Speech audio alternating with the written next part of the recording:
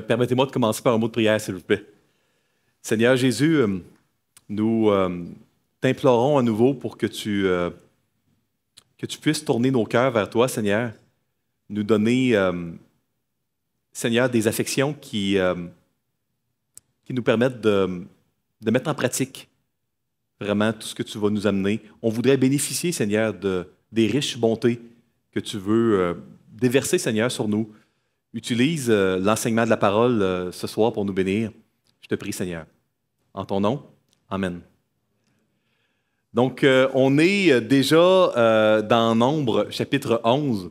Donc, il y a eu un bond là, certain qui a été fait. Comme je vous l'avais promis, je vais faire des très courts résumés.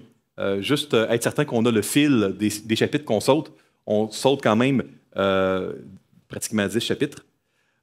Dans Nombre, chapitre 2, on a vraiment les instructions sur comment les tribus devaient être disposées quand le camp n'est pas en mouvement. Ce n'est pas les mêmes ordres quand le camp est en mouvement et n'est pas en mouvement. Il y a des raisons derrière ça. Je ne veux pas trop, dans le fond, mettre de temps là-dessus, mais vous pouvez voir qu'on a la tribu de Juda qui est devant la porte. La porte des tentes dans l'Ancien Moyen-Orient était toujours à l'est. Donc, peu importe où on est, la porte du tabernacle va être à l'est. Et voyez-vous qu'ici, on a certainement la tribu de Juda, mais on a tout le long du tabernacle, on a les Lévites, mais c'est les prêtres qui sont entre Juda et l'entrée ici. Donc, Moïse, Aaron et ses fils.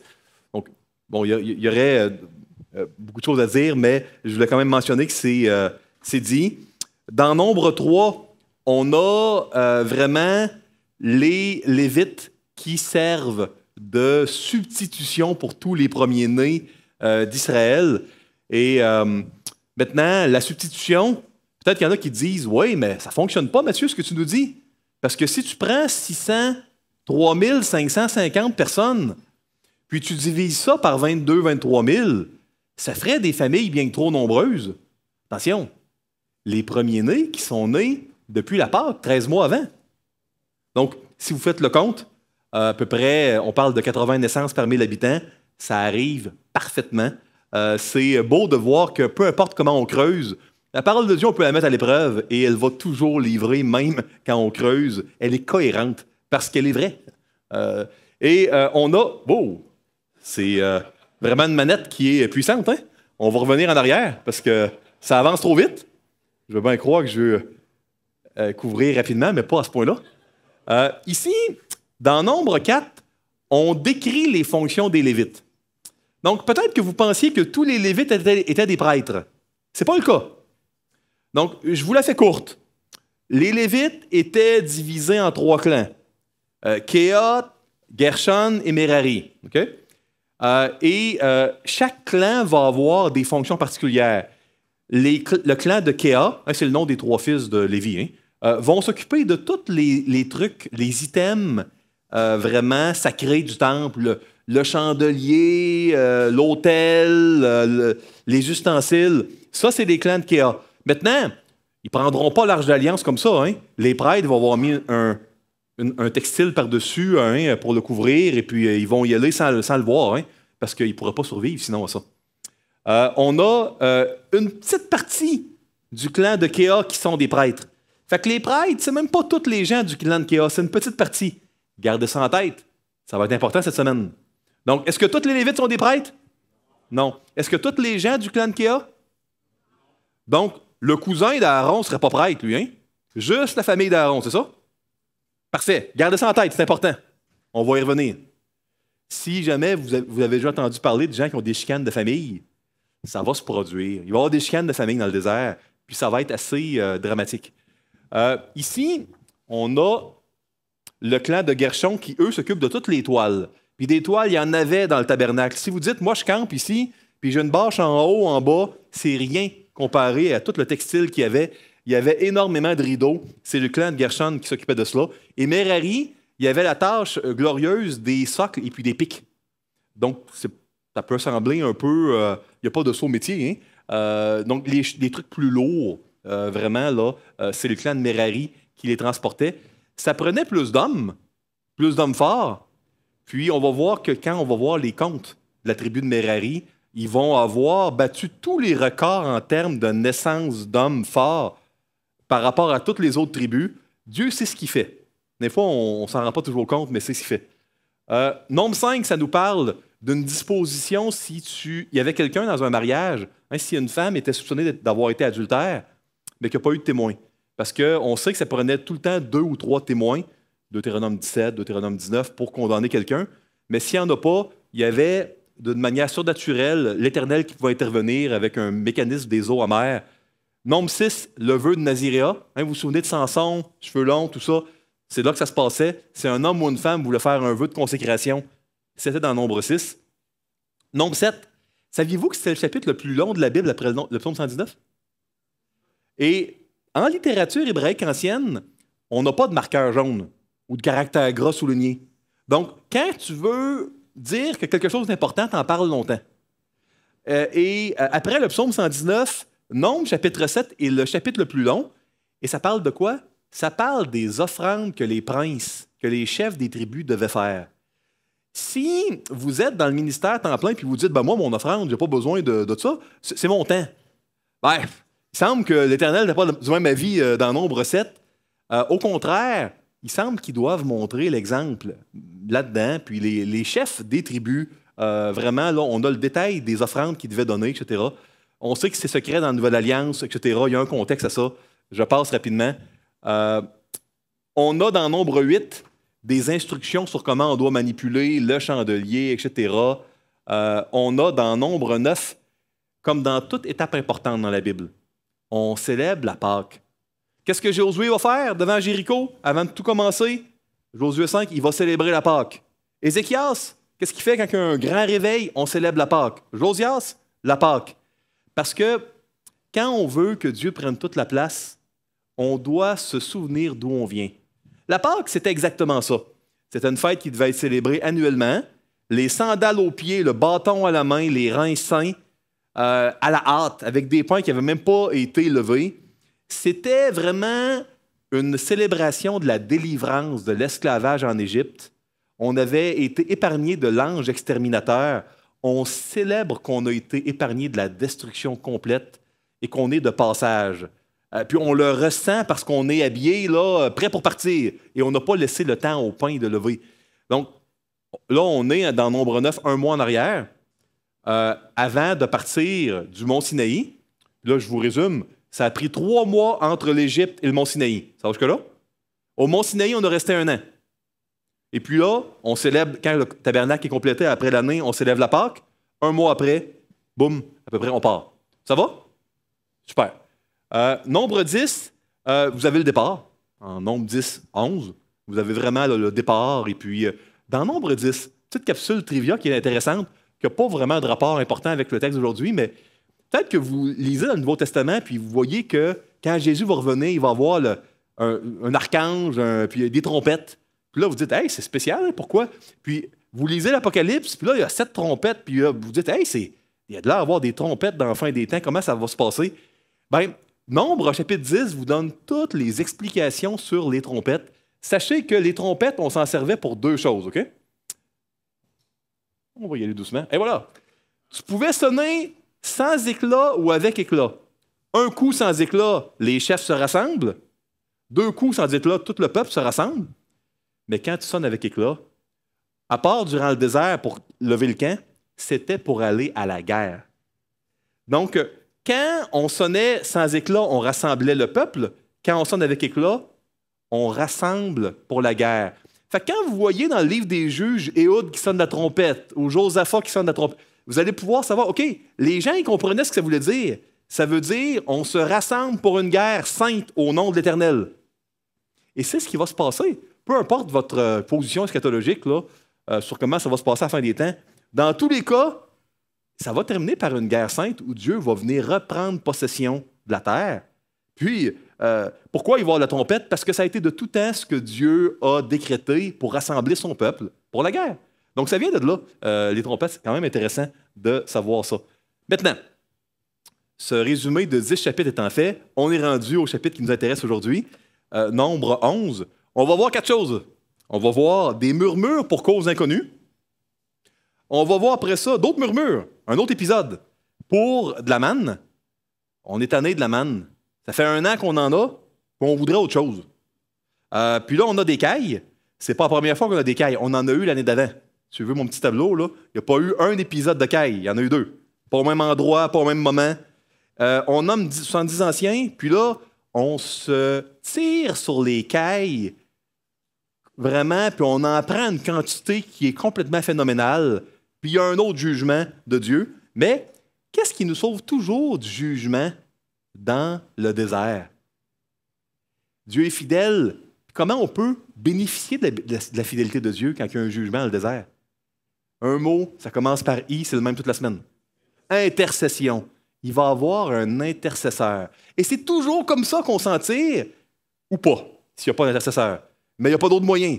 Ça prend un intercesseur qui va être agréé de Dieu, puis là, on peut toujours s'en tirer. À moins, évidemment, de rejeter l'intercesseur. C'est le seul péché impardonnable dans le désert qui fait que tu ne rentreras pas dans le pays promis, hein, si tu mets de côté l'intercession. Ça va jusque-là? Super. Donc, maintenant, lisons les versets 1 à 3 ensemble, de Nombre, chapitre 11. Le peuple murmura.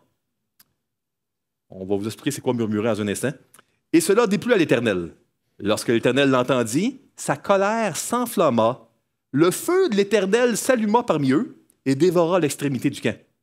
Le peuple cria à Moïse. Moïse pria l'Éternel et le feu s'arrêta. On a l'intercession et la plaie s'arrête. Toujours comme ça. On donna à ce lieu le nom de Taabéra. En hébreu ancien, ça veut dire « ça brûle ». Ça l'a brûlé. Parce que le feu de l'Éternel s'était allumé parmi eux. Moi, je déteste pas, par moment, avoir des textes qu'on ne sait pas c'est quoi l'objet des murmures. Ça me permet de m'associer. Bon, peut-être que c'était qu'il n'y avait pas d'eau ou pas de nourriture comme on le voulait, parce que c'est quasiment toujours ça, des trucs matériels, matérialistes, qui sont l'objet des murmures. Ceux qui se demandent c'est quoi ces murmures-là, est-ce qu'ils chuchotaient dans le désert? Est-ce que Dieu n'aime pas qu'on chuchote? Non, ça n'a rien à voir avec ça. Les deux mots, ici, vous allez voir en même temps. Donc, vous avez ici, ça c'est l'Exode ici. On est au mont Sinaï, puis là, on vient de quitter, dans Nombre 11, là, on vient de quitter, là, depuis quelques semaines, le mont Sinaï. Et voyez-vous, à Hadzeroth, on est là, c'est là que ça se passe. Fraîchement quitté du mont Sinaï. On est au début, dans le fond, on a fait 1 an et quelques mois là, hors d'Égypte. Donc, ça, c'est ce qu'on a fait. Maintenant, murmure. Quand vous voyez dans Exode ou dans Nombre le mot murmure, ça a l'air bien négatif, c'est pas chuchoter. Le mot traduit par murmure, il y en a 2 en hébreu. C'est soit le mot anan ou le mot lune. Pas la lune dans le ciel. Là, et dans les 2 cas, c'est quasiment synonyme. Hein? Quand c'est anan, ça va être traduit souvent par murmure. Ça va être se plaindre avec tristesse, un peu victimisation, passif-agressif, c'est du soupir. Puis ça, c'est se murmurer anan. Puis quand c'est lune, c'est plus reprocher, être réticent. Dans les 2 cas, tu n'es pas content, tu as les pieds sur les freins, tu ne veux pas aller de l'avant, puis tu parles en mal, vraiment, de Dieu et puis du leadership de Moïse. C'est presque synonyme. Et ça va être, quand vous voyez murmurer, là, c'est vraiment, là, on se plaint, on se victimise, on regarde à soi, certainement pas à Dieu, et on veut tasser Dieu de la banquette. On ne le veut même pas sur la banquette arrière. On voudrait que Dieu ne soit pas dans le véhicule. Maintenant, pourquoi Dieu amène son peuple dans le désert, dans des endroits difficiles? Parce qu'écoutez, il l'a sorti d'Égypte, il ouvre la mer Rouge. Là, déjà qu'il y a Mara, puis l'eau était amère, mais là, Dieu le change en eau douce, sucrée, c'était bien. Pourquoi on n'est pas resté à Mara? L'eau était rendue bonne. Ou après, il y a un bel oasis avec des palmiers qui s'appelle Élim. Pourquoi on ne fait pas le tabernacle à Élim? Il y a des palmiers, il y a des sources. Pourquoi il faut toujours aller à des places où on va tester la patience des gens? Est-ce que Dieu il veut nous mettre en occasion d'échec? Dieu, c'est un Dieu d'amour. C'est ses enfants, son peuple bien-aimé, comme la prunelle de ses yeux, nous dit le prophète Zacharie. Pourquoi Dieu fait ça? Puis tant qu'à y être, pourquoi Dieu nous met dans des situations si difficiles? Les déserts dans lesquels on est parfois, ils sont difficiles. Peut-être pas à cause de le manque de variété de nourriture, puis la difficulté d'avoir de l'eau, mais ils sont difficiles nos déserts aussi parfois. Puis moi, j'aimerais vous proposer une réponse à ça. Mais avant, je voudrais vous poser la question, est-ce qu'il y en a qui ont déjà enseigné quelque chose à leurs enfants ou à des enfants de d'autres, à des jeunes enfants? Quelqu'un? Veut donner la main ici? Quelques personnes, hein? Oui. Moi, j'ai eu le privilège de donner des petites notions de cuisine à mes enfants. J'aime beaucoup, quand je suis en vacances, cuisiner avec mes enfants. Puis, une des réflexions que j'ai eues par moment, au début, hein, quand je leur montre quelque chose de nouveau, c'est ouf, ça prendrait 3, 4, 5 fois moins de temps si je le faisais moi-même. Au début, hein, puis maintenant. Hein. On ne va pas leur dire « Ouais, vous n'êtes pas des bons cuisiniers ». Ça serait plus vrai maintenant, mais puis c'est toujours... Moi, j'aime l'efficacité. J'aime quand ça va vite, quand ça avance bien. Je me dis, bon, est-ce que je prends vraiment le temps que ça soit long, puis peut-être pas fait comme je voudrais? Mais je continue pratiquement toujours, à moins d'être vraiment mal pris. Pourquoi je fais ça? Ben parce que je voudrais qu'ils l'apprennent. Si je ne prends pas le temps de leur montrer à répétition, ben, ils ne le sauront pas. Vous êtes d'accord avec moi? Maintenant, vous savez, le problème avec les enfants d'Israël, avec ces esclaves-là en Égypte que Dieu avait délivrés, c'est que bien qu'ils étaient libres des Égyptiens, leur cœur n'était pas vraiment libre. Dans leur cœur, ils étaient encore des esclaves. Puis le Seigneur, il voulait bien plus que seulement les libérer de l'oppression égyptienne. Le Seigneur voulait que leur cœur soit libéré aussi de tous les désirs qui sont autodestructeurs et les détruisent. Puis le Seigneur, c'est le même Dieu, il n'a pas changé. Hein? Il veut nous amener dans le désert. Volontairement, Dieu ne nous laisse pas à Élim, dans les oasis, ou à la source sucrée, de l'eau sucrée dans le désert, qui l'aurait cru. Le Seigneur nous amène à des endroits où on va devoir apprendre à lui faire confiance. Puis là, il n'y aura pas d'eau, puis il nous en donne une fois. Puis là, il n'a pas fait confiance la première fois. Peut-être la deuxième. Ah, la deuxième, on ne fait pas confiance. Il redonne de l'eau. La troisième, on ne fait pas encore confiance. Il redonne de l'eau. Pour nous apprendre à dépendre de lui. La manne, ce pain du ciel qui était là tous les jours, à part la veille du sabbat où tu pouvais avoir ration double, tu ne pouvais jamais en ramasser plus qu'une journée à la fois. Les vers allaient se prendre. Pourquoi il ne donnait pas une semaine ou un mois, ça aurait été pratique?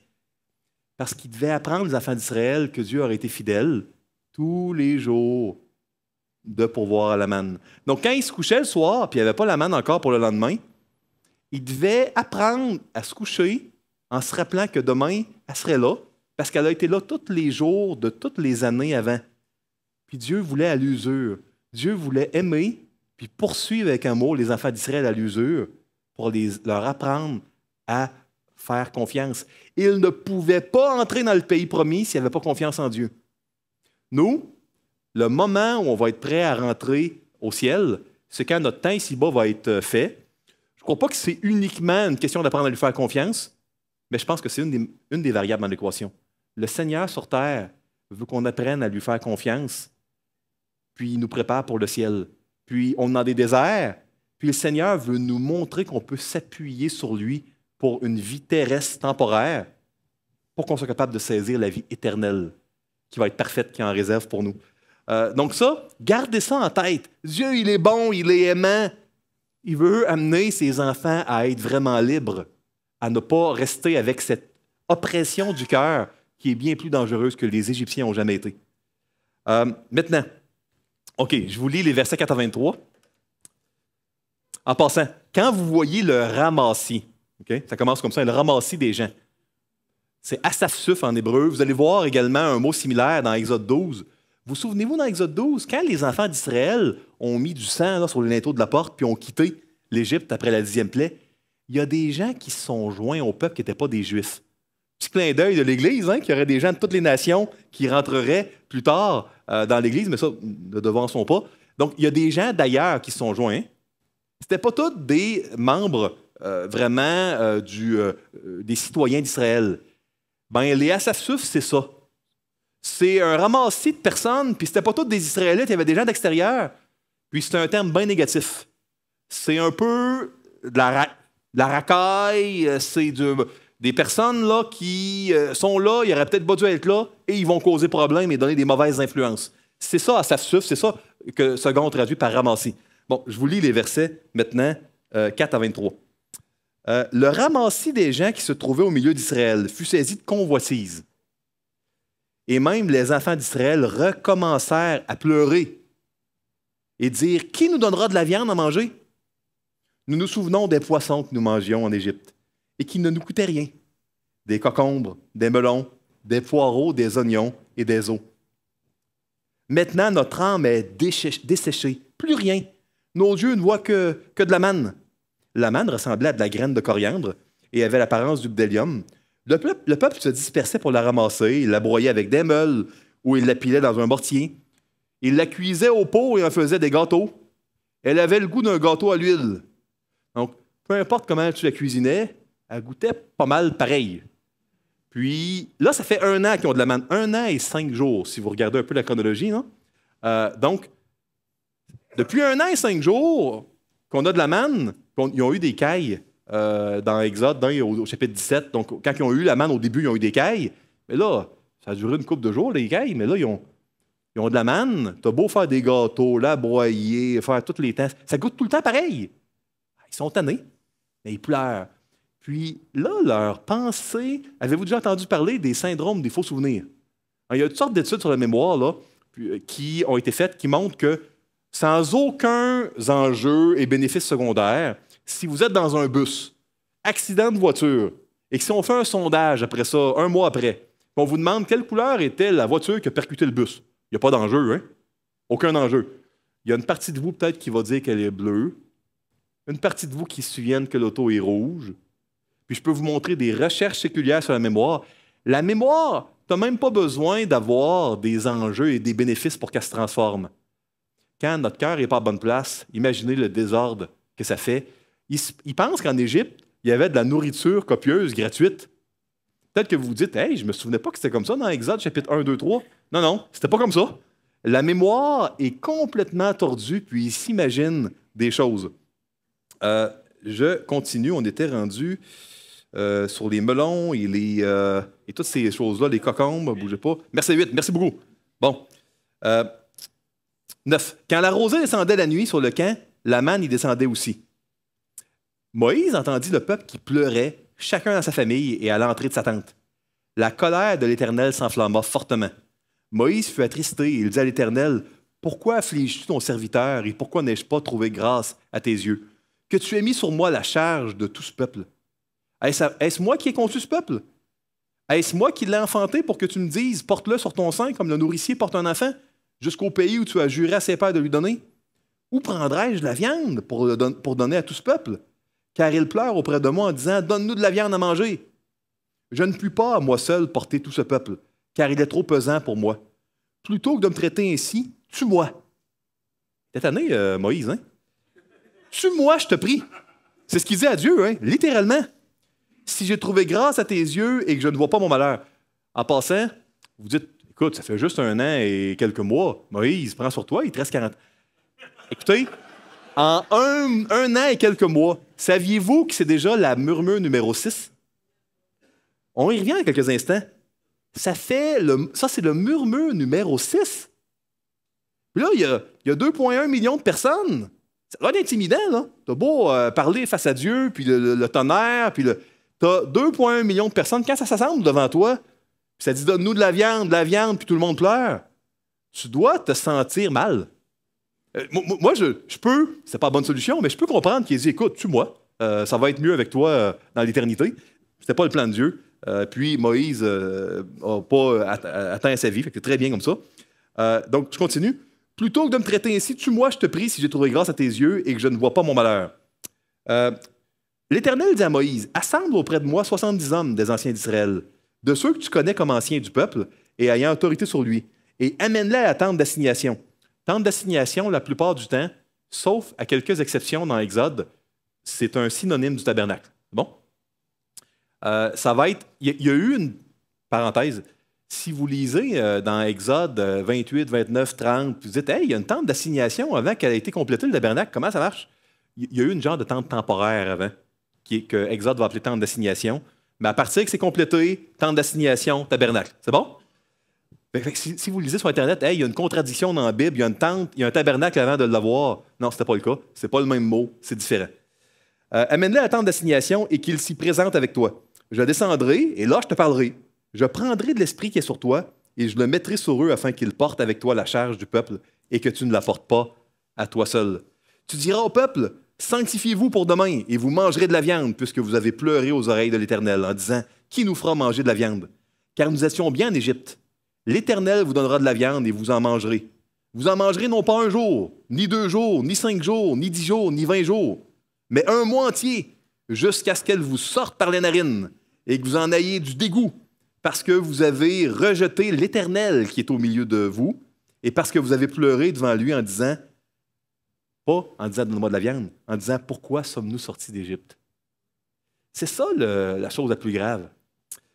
Moïse dit 600 000 hommes de pied forment le peuple au milieu duquel je suis. Et tu dis, je leur donnerai de la viande et ils en mangeront un mois entier. Égorgera-t-on pour eux des brebis et des bœufs en sorte qu'ils en aient assez? Ou rassemblera-t-on pour eux tous les poissons de la mer en sorte qu'ils en aient assez? L'Éternel répondit à Moïse, la main de l'Éternel serait-elle trop courte? Tu verras maintenant si ce que je t'ai dit arrivera ou non. On va arrêter là pour l'instant. Donc ici, on voit vraiment que la nourriture va arriver, mais malheureusement, les enfants d'Israël, ils sont fixés sur l'Égypte. Ça a été beaucoup plus facile pour Dieu de les sortir de l'esclavage physique que de délivrer leur cœur.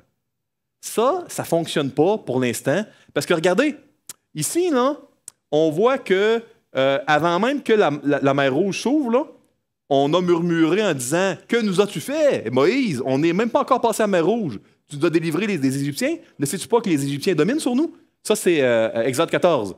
Amara, la source est amère, on murmure. On voulait retourner en Égypte. Après ça, on murmure dans Exode 16, on aurait vu de la nourriture, de la manne, on a des cailles. Exode 17, on va frapper un rocher, il n'y a pas d'eau. Mériba, numéro 1, il y en a 2, Mériba, on va le voir. Et ça, c'est vraiment des plaintes, on a le veau d'or, ça continue. Donc, quand on est rendu, là, ici, là, on est rendu au murmure numéro 6.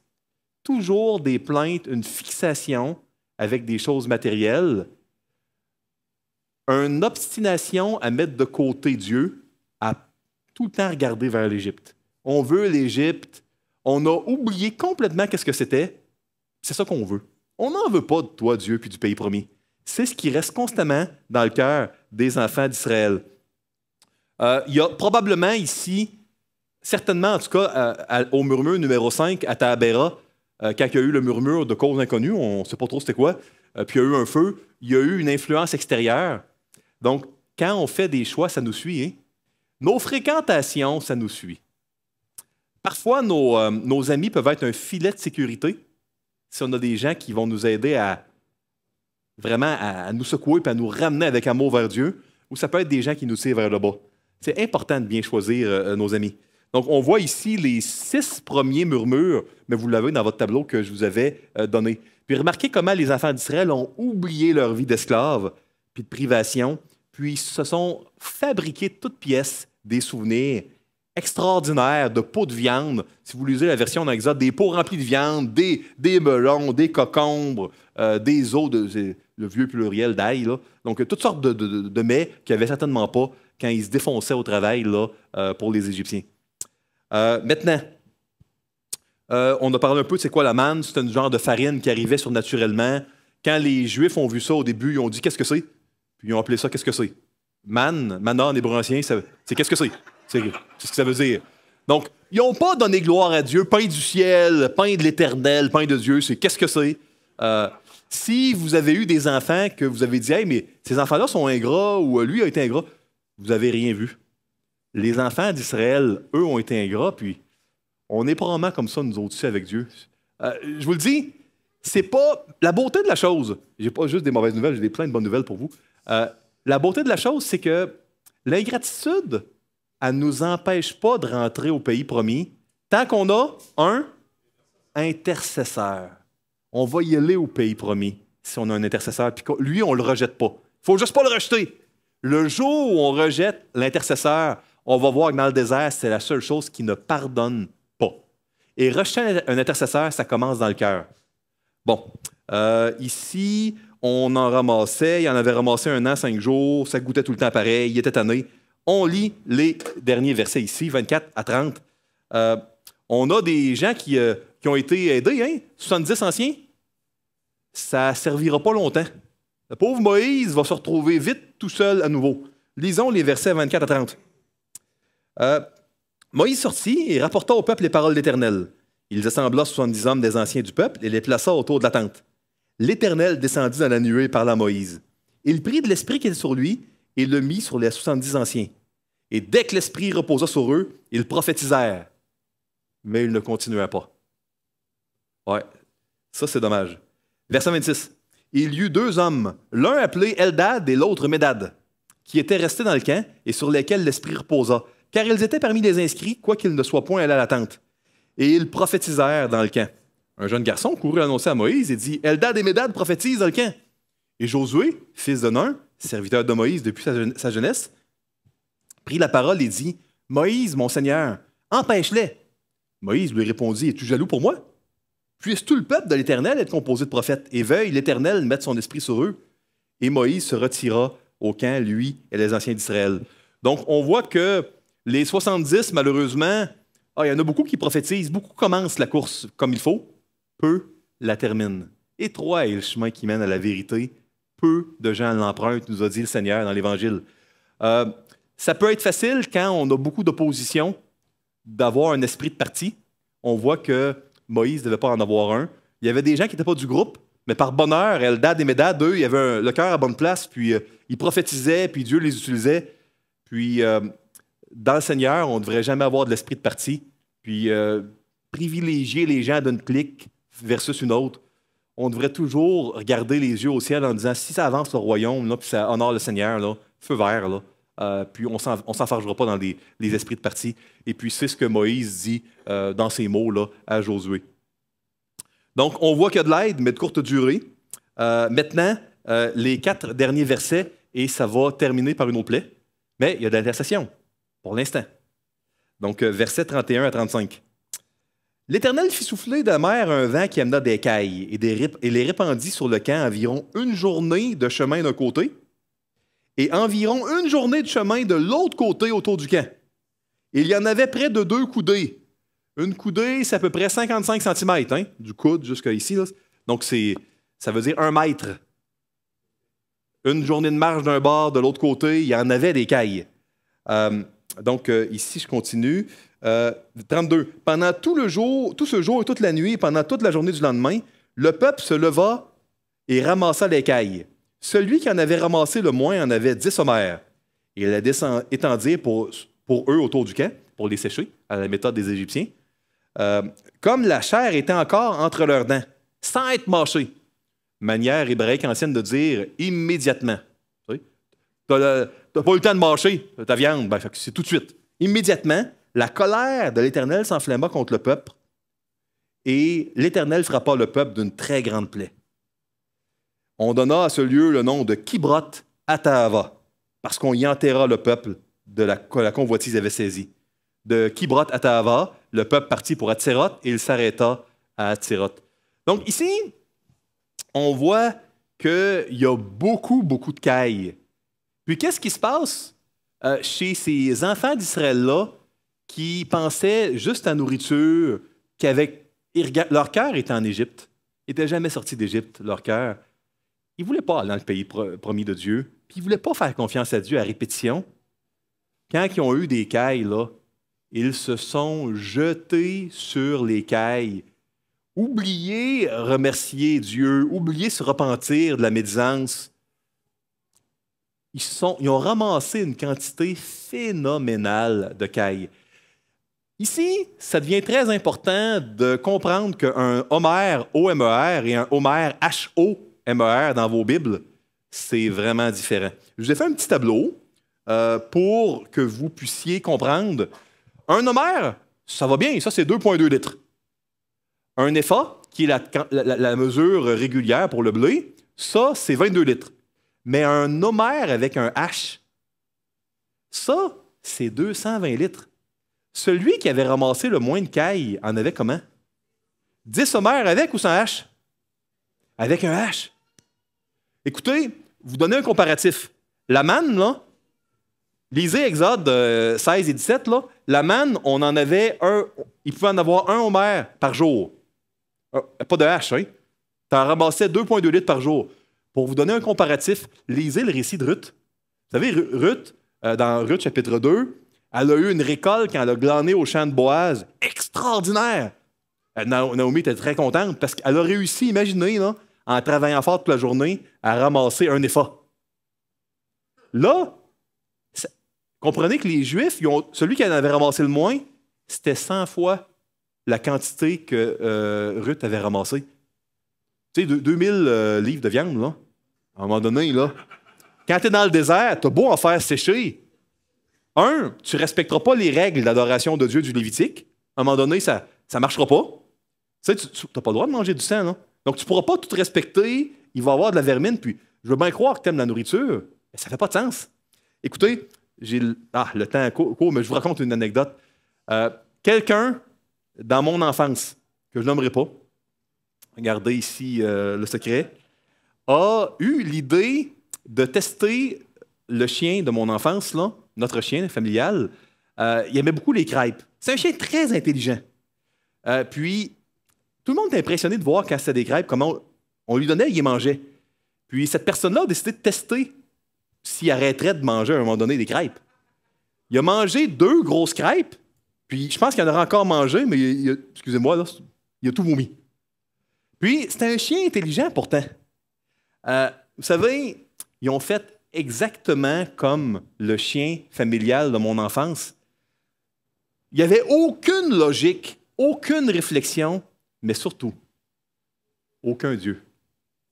Aucun Dieu de présent, pas de remerciement, pas plus quand ils ont eu la manne. Dieu reste aussi extérieur à leur vie et à leur cœur, à leur affection qu'au début. La convoitise, les affections de leur cœur étaient en train de les détruire. Le cœur, les affections de notre cœur, c'est quelque chose qui est dangereux. Vous savez, la plaie, elle l'a frappé parce que c'est pas que Dieu, encore une fois, voulait détruire ses enfants. C'était un coup de semonce. C'était une manière. C'était des électrochocs, la plaie, pour réussir à en sauver le plus grand nombre. Si, j'aime raconter l'histoire vous savez, quelqu'un qui voyage en avion, et puis là, il y a un terroriste qui réussit à aller dans le cockpit du poste de pilotage, puis il dit « Je vais faire crasher l'avion ».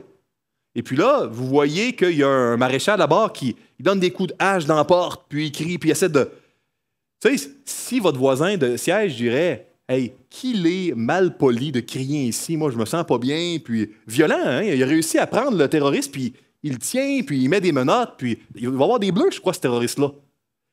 On dirait « Ben non, il a bien fait, parce que l'enjeu mérite qu'on crie, qu'on donne des coups de hache dans une porte, c'est pour sauver les centaines de personnes innocentes dans l'avion. » Puis ici, c'est la même chose.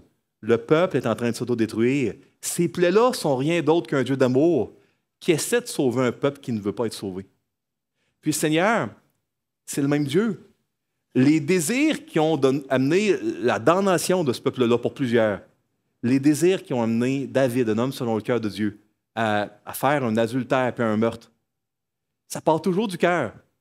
On n'est pas capable de dominer, de gouverner nos affections dans notre cœur. On a besoin de quelqu'un de plus fort que nous, qui va venir dans notre cœur et qui va être capable de contrôler, de gouverner, de dominer nos affections. On ne peut pas le faire tout seul et dire « Moi, je vais choisir telle affection, mais je suis fait fort, je vais avoir assez de volonté pour dire non aux mauvaises. » On a besoin d'un sauveur. Puis, on ne peut pas lui donner juste des petits morceaux. Il faut apprendre à lui faire complètement confiance puis à lui abandonner toute notre vie. Vous comprenez? La convoitise a complètement aveuglé les enfants d'Israël. Vous savez, on dit que ça s'appelle kibrot atava, le verbe kavar. En hébreu ancien, c'est enterré. Un kever, c'est un cimetière, c'est un tombeau. Ben, là, il y a eu des tombeaux, puis ta'ava, ça, c'est une passion. Le meilleur moyen en québécois, ce serait une passion profonde. ben, ça a été les tombeaux, les cimetières des passions profondes. C'est comme ça qu'on a appelé ce lieu-là. Puis, le Seigneur, il n'est pas contre les intérêts, les divertissements, qu'on aime toutes sortes de choses, mais la seule manière qu'on peut survivre, c'est si on le laisse dominer sur toutes nos affections. Dieu doit être notre passion la plus grande, qui domine sur tous nos désirs. Nos désirs doivent être petits comparés à notre affection pour Dieu. Et puis ça, c'est quelque chose que le Seigneur, il veut faire malgré toutes nos infidélités. Il suffit de ne pas rejeter l'intercesseur, puis de ne pas rejeter le plan de salut de Dieu. C'est ce qu'on ne doit pas rejeter. Et les gens qui n'ont pas rejeté dans le désert vont expérimenter la fidélité de Dieu malgré toute leur infidélité. Et c'est ce que le Seigneur veut faire avec nous aujourd'hui. Je termine. Il me reste 4 minutes. Je suis dans les temps. Quand on est nostalgique de nos esclavages passés, on doit se rappeler que notre mémoire est affectée par la chute. Moi, j'ai souvent rencontré dans mon ministère de counseling biblique des gens qui sont tiraillés par des relations malsaines qu'il y avait dans le passé. Puis ils ne voudraient pas retomber dans la relation, mais il y a une partie d'eux qui voudraient. Puis, ça vient les torturer, ça vient éroder et miner parfois même leur mariage. Le Seigneur, il veut nous libérer de tout l'esclavage que nos passions peuvent nous donner si elles n'ont pas un maître suffisamment puissant et fort pour les dominer. Et ça, le Seigneur veut le faire. On doit apprendre à faire confiance à Dieu pour demain. Le Seigneur, il a toujours pris soin de nous. Hein? Maintenant, que Dieu prenne soin de nous ne veut pas dire qu'il n'y aura pas des épreuves et de la souffrance. Mais si elles surviennent, c'est parce que Dieu va l'avoir voulu pour notre bien. Puis c'est pour ça qu'à 3 reprises, Paul a demandé d'être délivré d'une épine dans la chair. Puis Dieu a dit non, parce que ce n'était pas une erreur, c'était le plan de Dieu que Paul ait cette épine-là. Ah, il va y avoir des épines qui vont être dans le plan de Dieu pour notre bien. On va réaliser au ciel qu'il y avait un poids incalculable de gloire derrière ces épreuves-là. On doit se rappeler que Dieu nous mène parfois dans un désert. Puis, il va y avoir des oasis d'Élim, mais il va y avoir des déserts. Et rappelez-vous, le désert, ce n'est pas du sable puis des dunes, c'est un endroit qui supporte difficilement la vie. Il y a des mariages qui supportent difficilement la vie. Il y a des églises locales, malheureusement, qui supportent difficilement la vie. Il y a des amitiés, des relations de famille, des travaux, des jobs, des emplois où c'est difficile de survivre comme chrétien. Il y a des situations à l'école où c'est difficile. Puis le Seigneur nous a mis là, puis il y a une guerre qui se produit dans notre cœur, puis le Seigneur est le seul qui peut la gagner, cette guerre-là. Il ne faut pas le mettre dehors de la voiture. Il ne faut pas le mettre dehors de notre cœur. C'est lui seul qui peut nous amener à bon port. On ne doit pas l'oublier, ça. Parce qu'il veut le faire, malgré nos infidélités. Lui reste fidèle. Quelle convoitise vous domine présentement? Quelle passion vous domine? Puis prenne la place de Dieu dans votre vie. Vous empêche de voir Dieu quand il est là, puis même vous empêche de voir Dieu quand il pourvoit puis d'être reconnaissant. Ou là, on transforme ces bénédictions, les cailles, dans des excès puis des idoles nouvelles, puis on se lance dedans. On veut être délivré de cela, et puis le Seigneur veut le faire. Puis ma prière, c'est que cette semaine, le Seigneur puisse nous libérer des désirs qui nous empêchent de vivre toute l'abondance qu'il en réserve pour nous. Que le Seigneur puisse garder nos cœurs du matérialisme. Écoutez, il y en avait dans le désert. Il va en avoir au Québec, là, du matérialisme, des choses qui vont attirer l'attention. Notre mémoire ne sera pas meilleure que celle des enfants d'Israël. Que le Seigneur puisse nous encourager en nous montrant à quel point 100% du temps, chaque fois que le peuple se tourne vers l'intercesseur, ils vont toujours avoir une réponse favorable. Mais il ne faut pas mettre de côté l'intercesseur. Ne laissez pas le diable ou le monde vous tourner contre Jésus. Vous tournez contre le ciel. Vous pouvez être déçu des personnes. Soyez déçus de qui vous voulez, mais par pitié, pas de Jésus. C'est ce que le diable a réussi à faire à la première génération d'Israélites dans le désert. Et puis on va voir cette semaine ce qui s'est produit dans Nombres chapitre 16, le point de non-retour qu'il y a eu. Mais l'histoire va bien finir. parce que la deuxième génération, elle, va entrer dans le pays promis. Prions, s'il vous plaît. Seigneur Jésus, merci parce que tu es un Dieu qui est gracieux et miséricordieux, patient, d'une manière qu'on ne peut même pas imaginer, Seigneur. C'est une bonne chose que ce soit toi, Dieu, et non nous, parce que sinon, il y aurait certainement eu une extermination globale bien avant. Seigneur, je te prie de tourner notre cœur vers toi, de nous protéger de nos affections, et puis de nous amener cette semaine à t'aimer plus. Aide-nous à apprendre, c'est pour notre instruction, c'est le livre des Nombres, aide-nous à apprendre de l'exemple des enfants d'Israël dans le désert, pour qu'on n'ait pas des désirs comme eux.